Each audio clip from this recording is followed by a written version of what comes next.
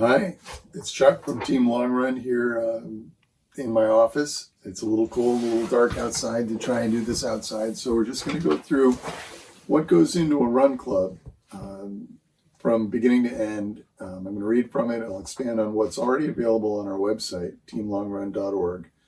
And if you don't know what a run club is, it's a 1-hour session. We typically run after school where kids get to do active play and some running. I'll begin just with our priorities, something that we think about before we do any planning and what we keep in mind during assessment after activities. Our first, in order, fun, activity, and productivity. The first one, fun. The kids need to be having fun. If they're not having fun, they won't want to do it, and they certainly won't want to come back. Second, activity. They've got to be active. The kids have to be running, chasing each other around, playing games. 90% of the time, they've got to be active for the same reasons as it's got to be fun. Third, these sessions should be productive. Kids love to feel they're making progress, and you as a coach or an instructor, you like to see progress. So that's our measure of productivity, is if the kids are making progress. Again, we rely on these three priorities when we're planning and when we're assessing. It's a rough outline of what we do in order, in sequence. We begin with a sign-in. You have to have somebody sign the kids in, get a clipboard, do it right. We use a volunteer from the sponsoring organization, whether it's a school or a rec department. Make sure they're keeping track of the kids coming in. You need an accurate roster of who's there. It's especially important when you're signing the kids out at the end of the run club to know who who's there and where they're going. Before you get started, give them a chance to get a quick drink and go to the bathroom. You're going to want to get going, but it's much easier now than later. Take a minute, let them go to the bathroom, let them get a drink. Take them, escort them, go as a group to your activity area, whether it's a playground, a field, or in the dead of winter, maybe in a gym. Get them there together, line them up to get them started. Once you line them up, you've essentially lit a very short fuse. You're going to find that before you know it, the kids are going to get fidgety, you're going to lose them, it's all going to come apart. So right away, have an activity, something they can do that involves running and play. We play the whistle stop game. I blow my whistle, the kids run out in one direction until I blow it twice, then they stop, blow it again, they keep going, blow it 3 times, they change direction. It gets the wiggles out right away. We'll play that for up to 5 minutes, just again to get them moving right away. Reconvene, bring them back together and get their attention and do an organized warm-up. You can find all of those activities, the things you can do for a warm-up on our website and also on YouTube.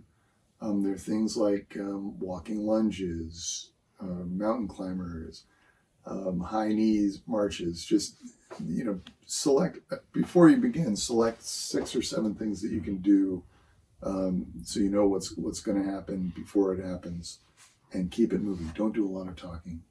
Explain one new thing each week. Don't try and teach them too many things in one session. Don't take any more than 10 minutes doing this.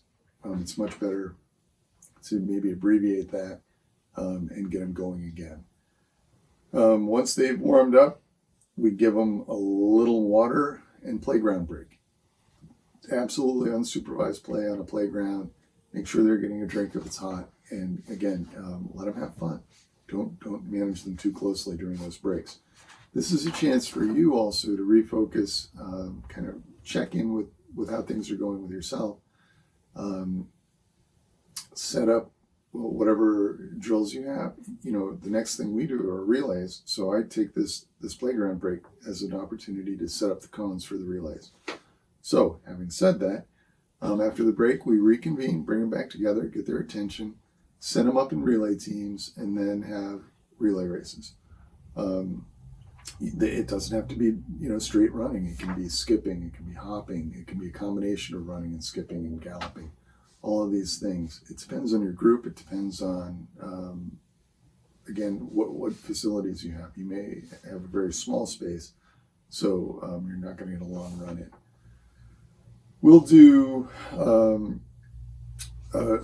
of our favorite relays we call cheetah to camel. You set a cone 20 meters out. The first kid runs to that cone and back. That's the cheetah. Set another cone 40 meters out. The next kid runs to that and back. That's the dog. The third cone 60 meters out. That kid comes back. That's the horse. And finally, the longest leg out and back is the camel. Make sure every kid gets to be every animal, so you don't have one kid running all the long legs. Do this up to 10 minutes, and then give them another water and playground break. Then bring them back together, and we play a pursuit game, a tag game. And this is usually the kid's favorite thing to do during the session. We've got basically a team freeze tag game we call rabbits and wolves. If you're a rabbit, you run off in the field. The wolves chase you. If you get tagged, you have to freeze. You can be unfrozen by another free rabbit. When everybody's caught, switch it. So the wolves are now the rabbits and the rabbits are now the wolves. Give them another water break, another playground break after that. Gives you a chance to collect everything you need to collect and get ready for the next activity, a steady rate run or a race. Steady rate run, just as it implies, you're taking the kids out for a 10-minute run or a 15-minute run. It depends on how old they are and where they are in terms of development. If you do that, make sure you have an adult in the lead and an adult in the back, engine and a caboose. You need to make sure the kids are taken care of and accounted for along the line. You want to come back with as many as you're left with. If it's a race, we almost always have an adult in the race.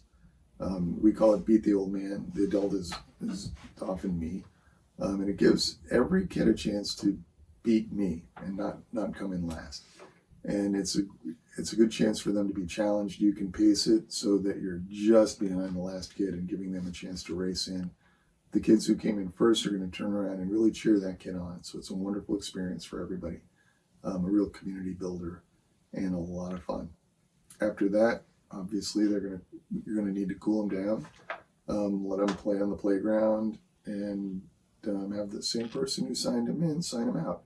As the parents come to pick them up, make sure the kids are going off safely with who they're supposed to go off with. Sometimes you might send them into the school and let the school take care of it. That's up to your sponsoring organization. All of these activities are adjustable. You don't have to do all of them. You can adjust length and to some extent sequence, but it's got to fit what you're comfortable with, what you're good at. They need to be playing, not training. That's just a very central idea to these run clubs. It's what'll keep them coming back. And all of these things are mission driven. We, Team Long Run, our mission is, I'll just say it, it's running as an instrument of change. And we use it to help kids lead lives of selflessness, satisfaction, and success. So this isn't just active babysitting. It's all of these activities aim the kids in that direction. Thanks, and have fun.